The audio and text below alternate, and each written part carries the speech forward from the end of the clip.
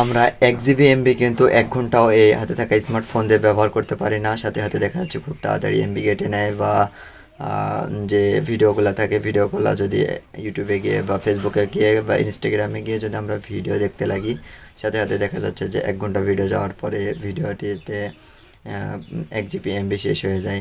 আসলে আপনাদের একটা সেটিংস করতে হবে। এই সেটিংসটা করলে দেখা যাচ্ছে যে 1 ঘন্টার জায়গায় আরও 3-4 ঘন্টা আপনারা বেশি দেখতে পারবেন। চলুন কথা না বেড়ে সরাসরি ভিডিওতে চলে যায়।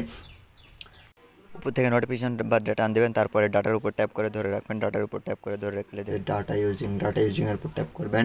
ডাটা ইউজিংয়ের উপর ট্যাপ করার পর ওখান থেকে সুন্দর করে একটু ইনস্টল করে দেখতে পাবেন যে ডাটা সেভিং নামে যে অপশনটি দেখতে পাবেন, সেই ডাটা সেভিংয়ের উপর ট্যাপ করবেন। তারপর ওখান থেকে ডাটা সেভিং অন করে দেবেন।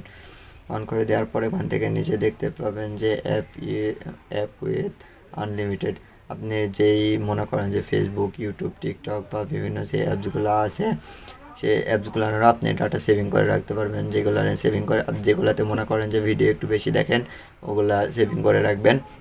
ওখান থেকে চলে যাবেন একটু নিচে নিচে ইনস্টল করলে দেখতে পাবেন যে আমি যেরকম ফেসবুক, ইউটিউব, টিকটক এগুলো নিয়ে একটু ভিডিও বেশি দেখি, এজন্য আমার এই ডাটা সেভিংগুলো অপশানগুলো চালু করে দেবেন। চালু করে দিলে হয়ে যাবে। আশা করছি ভিডিওটা দেখে যদি একটু উপকার হয়ে থাকে তাহলে পাশে থাকবেন। দেখা হবে নতুন কোনো ভিডিওতে। আমি যাকে এখানে বিদায় নিচ্ছি। আল্লাহ হাফেজ।